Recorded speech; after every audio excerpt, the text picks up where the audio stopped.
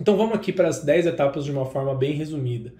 Antes de você ir para a rua e de conversar com os potenciais compradores, você precisa entender como está o seu negócio com um olhar de fora. Né? Então a gente chama isso de pré-diligência.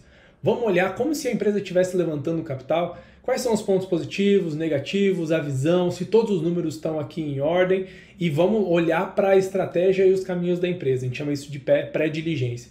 A gente também olha na pré-diligência as questões jurídicas, contábeis, pode ter algum risco trabalhista, por exemplo, pode ter um desenquadramento contábil ou algum erro de recolhimento de impostos. Todas essas coisas são bem importantes de serem sanadas antes da gente ir para a rua e de levantar, né, esse processo, porque podem ser casos que evitam que uma transação se concretize. A gente chama isso de deal breakers. A gente entra mais especificamente no que tem em cada uma dessas etapas no curso. A segunda etapa é olhar para os materiais do deal. Ou seja, a gente vai pegar todos os materiais e o conhecimento que a gente tem sobre a empresa e vamos transformar isso em um processo de leitura mais fácil de entender.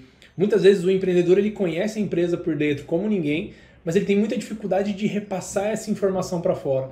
Então, conseguir montar isso de uma maneira que já seja padronizada e estruturada é bem importante também para um comprador. Por terceiro, a gente olha para um roadshow com potenciais interessados. Uma das coisas muito importantes é você acessar ao mesmo tempo as dezenas ou centenas de contatos que você pode ter, porque você ter uma proposta melhor do que a que você tem hoje, mas que vai chegar daqui a 6 meses, não adianta.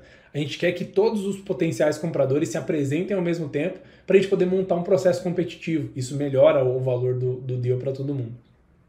Depois que a gente faz um roadshow e mostra os materiais que a gente montou, a gente tem uma rodada de ofertas não vinculantes, que é os interessados vão apresentar as propostas e condições que eles esperam para poder assumir o negócio.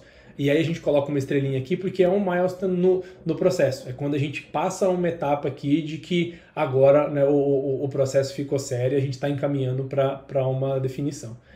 Parte 5, né, isso é uma das coisas que a gente vai entrar bastante aqui no curso, a parte de negociação, de quais são as alavancas de defender para cada um dos lados, como você faz os cálculos e como você vai embasar, né, esse processo de negociação. Essa é a etapa que eu digo que vale milhões, porque a gente já viu aí dezenas de milhões de reais serem capturados ou serem deixados na mesa aí por conta de skill de negociação, então é bem importante. Depois que você chega num preço, chega nas condições finais, a gente tem uma próxima etapa que a gente chama de due diligence, que é todo o que você comentou, os materiais que você montou.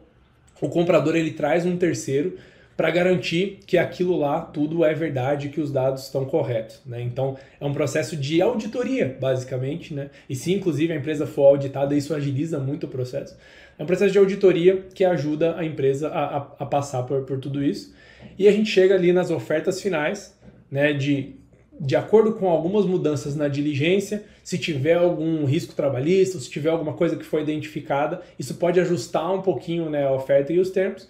E a gente chega de termos finais no que eu chamo de signing, né, que é a parte de assinatura do contrato, né, de compra de ações ou de cessão da empresa, e é o processo ali de formalização.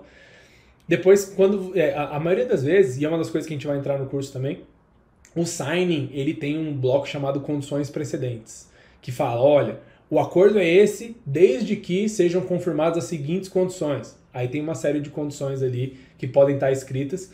E aí essa é a diferença entre o signing e o closing. O closing é quando você verifica que todas as condições precedentes foram cumpridas e aí sim a transação se dá como concretizada e o processo começa.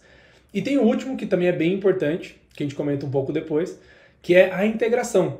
Ok, tem muita gente que acredita que vender a empresa ok, quanto você quer pela empresa? 10 milhões de reais, tá aqui, assina o contrato, amanhã eu passo aí e deixo a chave da empresa com você, apresento o time e você toca.